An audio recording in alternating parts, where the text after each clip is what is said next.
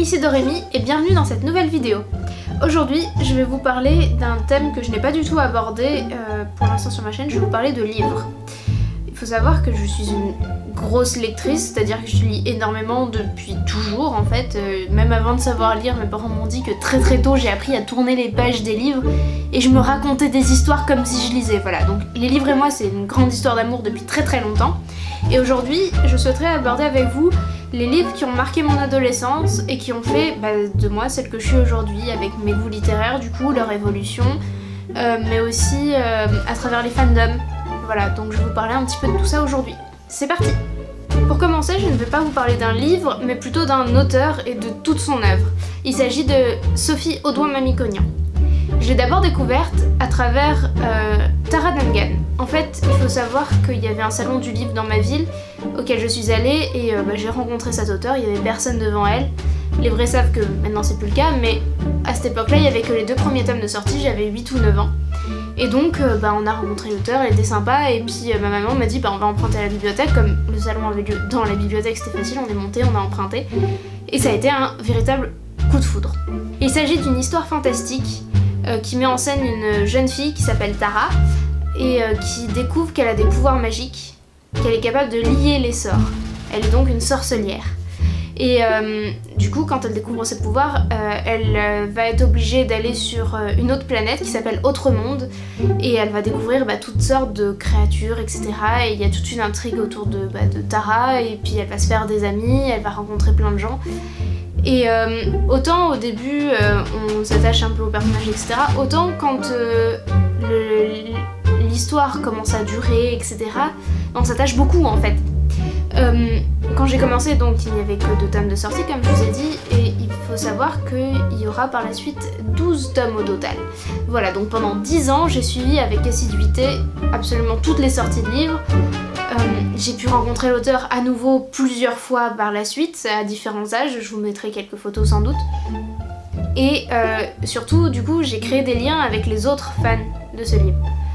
À l'époque, l'auteur avait un blog sur lequel elle publiait régulièrement des anecdotes sur sa vie, etc. Et dans les commentaires, au lieu de juste commenter ce que disait l'auteur, on avait de vraies discussions. On peut retrouver le blog, il existe toujours, même s'il est plus actif. Et du coup, dans ces discussions, j'ai pu rencontrer des tas de gens et tout, et il y a une vraie communauté autour de Tara Duncan d'une part, et puis des autres livres, donc notamment Indiana Taylor et l'histoire de loup-garou d'autre part. Et il faut savoir que donc c'est une communauté ultra soudée qui a été d'abord sur le blog, qui a été aussi en parallèle sur un forum géré par des fans et qui aujourd'hui vit toujours sur Discord. Voilà.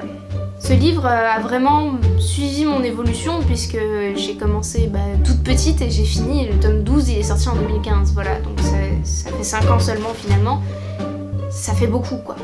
J'ai vraiment beaucoup suivi ces livres et c'était vraiment quelque chose qui me tenait très à cœur.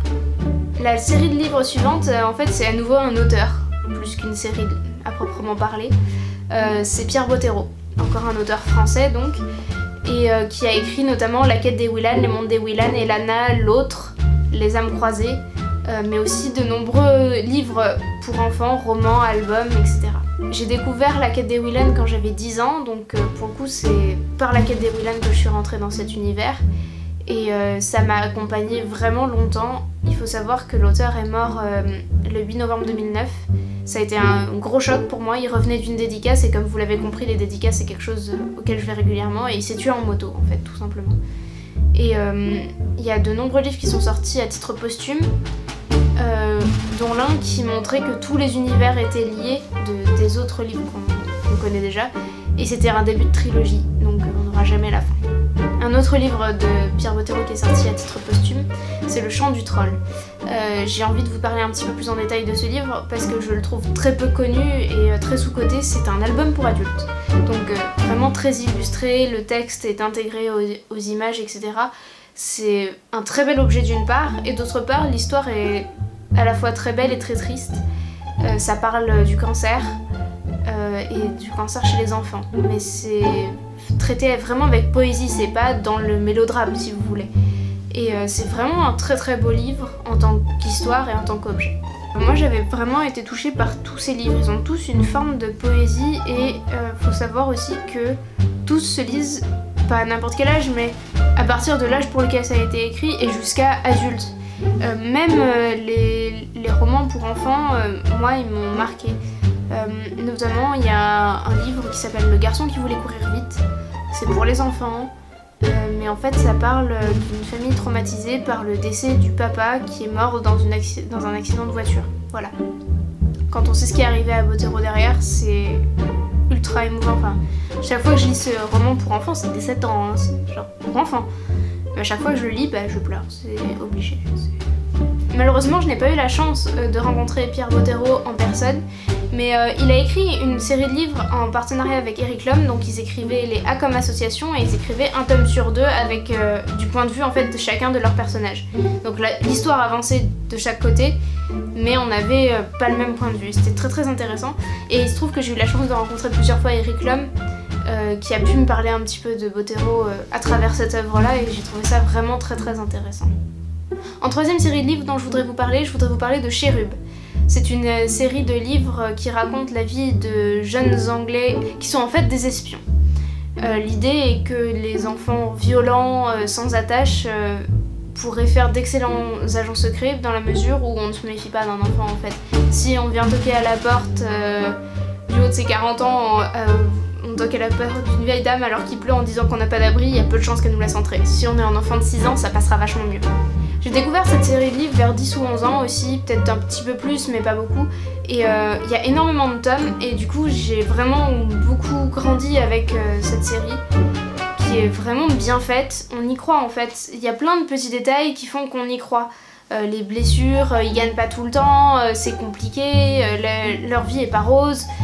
Et ça c'est vraiment appréciable. Et ça fait partie du charme de ces livres, contrairement à d'autres que j'ai pu lire dans le même style. C'est pas on passe dans une pièce, on a une première description, puis quand on repasse dans la pièce avec des gens qui nous poursuivent, oh miracle, on trouve un passage secret. Non, là dans Chérub ce sera pas ça. Hein. Si vous êtes poursuivi, ils vous attrapent et ils vous tabassent en fait, les méchants. Voilà, c'est assez violent, on va pas se mentir. C'est pas à mettre entre toutes les mains je pense, mais moi j'ai vraiment beaucoup apprécié et j'apprécie de les relire encore aujourd'hui. D'ailleurs tous les livres dont je vous parle là, c'est des livres non seulement qui m'ont marqué ado, mais qui en plus je relis régulièrement et dont je prends énormément de plaisir à les lire. Pour revenir à la France, je vais vous parler un petit peu d'Oxa Pollock. Il s'agit d'une jeune fille qui est sur notre planète et qui découvre elle aussi qu'elle a des pouvoirs magiques. Et elle découvre qu'en fait elle est exilée d'une autre planète et toute l'histoire c'est d'arriver à y retourner. C'est une série où il n'y a pas énormément de tomes, que j'ai pas suivi pendant extrêmement longtemps, mais qui a aussi un fandom qui était très très actif à l'époque. Et je me souviens notamment de guerres entre les fans d'Oxa Pollock, qui s'appelaient les Pollocksmania, contre les fans de Tara Duncan, les Tara-addicts, et les gens qui comme moi étaient au milieu en mode mais on peut aimer les deux aussi. Enfin bref, du coup j'avais été un petit peu voir aussi la communauté, mais j'ai beaucoup moins accroché, c'était moins des gens qui me ressemblaient finalement. Alors que Tara-addict un jour, Tara-addict toujours, ça reste vrai pour moi. Je vais vous parler ensuite à nouveau d'un auteur plus que d'un livre en particulier, c'est Christian Grenier. Je l'ai découvert à travers le livre LIV3 ou La mort des livres, et là pour le coup je l'ai découvert enfant, mais c'est que plus tard que j'ai vraiment rencontré cet auteur finalement. Pas en vrai, je l'ai pas rencontré, mais c'est vraiment plus tard que j'ai vraiment lu son œuvre. Notamment j'ai beaucoup aimé Les enquêtes de logiciels, donc c'est une série de livres. J'ai commencé avec Arrêtez la musique et c'est l'un des, voire le premier policier que j'ai apprécié. Et c'est la seule série de livres policiers que j'ai aimé d'ailleurs. Je suis pas du tout livre policier fantastique, tout ça oui beaucoup comme vous l'avez vu dans les livres précédemment cités. Policier pas trop quoi. Et donc dans les enquêtes de logiciels, on a une grosse part de technologie, puisque logiciel en fait c'est le nom de la policière personnage principal. Elle s'appelle Laure Giselle et elle son truc c'est l'informatique. Du coup en contraction Laure Giselle devient logiciel. Le premier que j'ai lu c'est donc Arrêtez la musique, où il était question d'un orchestre et un tueur qui tuait toujours à la même mesure exactement de la même symphonie. Mais j'en ai lu plein d'autres, enfin je les ai même tous lus, sauf le dernier sorti je crois, puisqu'il vient de sortir. Et il s'agit donc d'enquêtes très variées, mais souvent tournées autour de l'informatique. Et d'ailleurs parmi les enquêtes de logiciels, il y en a une qui est particulièrement connue, c'est L'Ordinatueur. Et c'est un livre qui est souvent étudié en classe en fait, donc c'est pour ça qu'il est assez connu. Cependant, si je devais garder un seul livre de Christian Grenier, ce serait en fait un duo de livres parce que en fait c'est la même histoire racontée du point de vue de 2 personnages, mais ce serait Le pianiste sans visage et La fille de 3ème B. Et si parmi ceux-là je devais en choisir qu'un, ce serait La fille de 3ème B. En fait, c'est l'histoire de 2 personnages du coup qu'on voit vraiment évoluer chacun de son côté, parce que c'est chaque livre de son point de vue et on apprend des choses complémentaires. C'est assez intéressant d'ailleurs de lire les deux. Et le principe, c'est vraiment d'avoir une histoire basée sur la musique, encore une fois. C'est un thème qui a l'air cher à Christian Grenier. Et donc il y en a un qui est pianiste, et l'autre qui est juste une jeune fille qui a perdu son père il y a des années, et tout ce qu'elle sait à peu près, c'est qu'il était ingénieur du son. Voilà. Et du coup, elle y connaît rien en musique par contre, mais elle va faire la connaissance de ce garçon qui va venir faire un exposé dans son cours de musique, parce qu'il avait fait un super exposé pour son cours de musique à lui au collège, et il va devoir faire pour l'autre classe de 3ème, voilà, parce que le prof a trouvé que c'était un très bon exposé, et du coup il va devoir aller le faire pour l'autre classe. C'est comme ça qu'ils se rencontrent, et il va pouvoir l'initier au monde de la musique, et à travers tout ça découvrir des choses sur le père de la demoiselle. C'est un livre que je trouve très beau et que j'aime beaucoup relire en fait. Je l'ai lu relativement tard, je peux avoir 17 ans, 16 ans, comme ça. Donc ça compte encore pour ado, mais c'était plutôt tard par rapport à ce que je vous ai présenté avant. Mais c'est un livre qui m'a vraiment marqué et que j'aime vraiment beaucoup. Et pour finir, je vais vous parler de 2 périodes que, si vous avez à peu près mon âge, vous avez forcément connues. La première, c'est la période vampire. Ben oui, au moment de Twilight, au cinéma, on a eu plein de livres sur les vampires. À cette époque-là, c'était même compliqué de trouver autre chose, et moi qui n'étais pas spécialement fan de vampires, bah... j'achetais pas grand-chose en librairie, quoi. Donc, j'ai lu Twilight au moment de la sortie des films. D'ailleurs, j'ai eu la chance de pas être spoil. En fait, quand on lit Twilight, on met un petit peu de temps à savoir que Edward est un vampire dans le tome 1. Et moi, j'ai eu la chance de lire Twilight sans savoir que Edward était un vampire et de le découvrir dans le livre, du coup. Et je trouve que c'est une chance, quand même. Donc, j'ai lu ces livres-là que j'ai appréciés, mais c'était pas du tout, pour moi, le livre du siècle, enfin, ni ma saga préférée, ni rien. J'ai bien aimé, je suis allée le voir au cinéma, j'étais contente, tout ça, mais... c'était clairement pas... j'étais clairement pas aussi fan de Twilight que de d'autres séries que j'ai pu lire à la même époque. Et j'ai lu une autre série de vampires, alors je l'ai pas lu en entier, je me suis arrêtée en cours de route, mais ça a quand même marqué parce que c'était cette époque-là. C'est justement, ça s'appelle La Maison de la Nuit, le premier tome c'est marqué, et j'en ai lu une bonne dizaine quand même, mais ça sortait vraiment au compte-gouttes encore une fois, et là pour le coup, l'histoire était pas assez bien pour que je continue à jouer le jeu et à suivre. Une autre période que vous avez connue sûrement et qui est un petit peu plus récente, c'est les dystopies. Ça a vraiment explosé au moment où Hunger Games est sorti en film. Pareil, j'ai lu Hunger Games avant de le voir et j'avais vraiment beaucoup aimé. Et pour le coup, Hunger Games, j'ai vraiment beaucoup accroché et j'aime toujours beaucoup. D'ailleurs, il y en a un nouveau qui vient de sortir là, de livres sur Hunger Games qui se passe bien avant, et ça, il faut vraiment que je me l'achète, j'ai vraiment très envie de le lire. Et en plus, ça me fera retomber en adolescence. Et autant Twilight, je le relirai pas, je pense, autant Hunger Games, ça m'arrive de le relire et j'aime vraiment beaucoup. Mais pour le coup, les dystopies, c'est un truc que j'aime vraiment bien.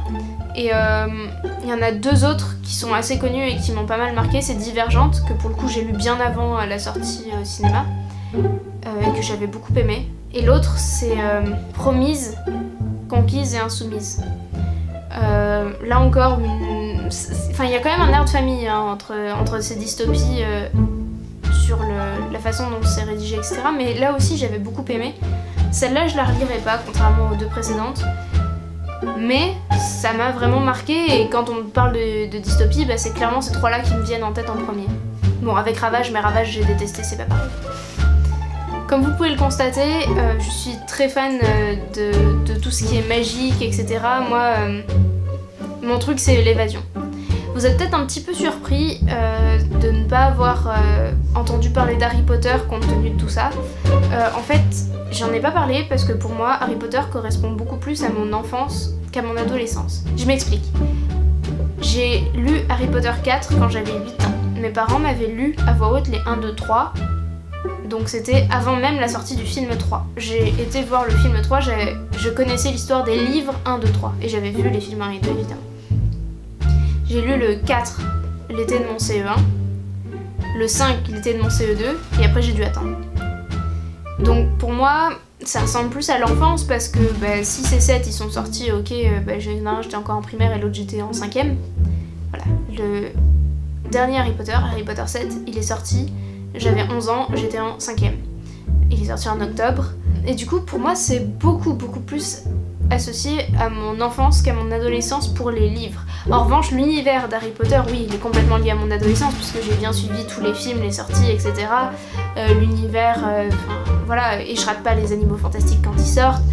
Je rêve d'aller voir l'enfant maudit en pièce de théâtre pour de vrai jouer parce que j'ai l'impression que ça n'a vraiment rien à voir avec le script où l'histoire est un peu bancale, mais en fait c'est pas pour l'histoire qu'on va le voir.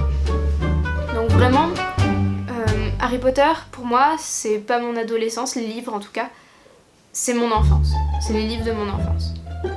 J'espère que cette vidéo vous a plu. Si vous aussi vous voulez me partager vos lectures adolescentes qui vous ont vraiment marqué, n'hésitez pas dans les commentaires. Si ça se trouve, j'ai oublié des choses que j'ai lues, que j'avais beaucoup appréciées, mais qui m'ont moins marqué forcément, sinon je m'en serais souvenue.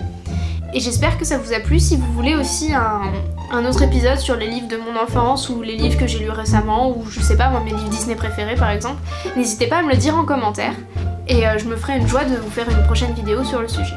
Sur ce, je vous dis à très bientôt. Des bisous!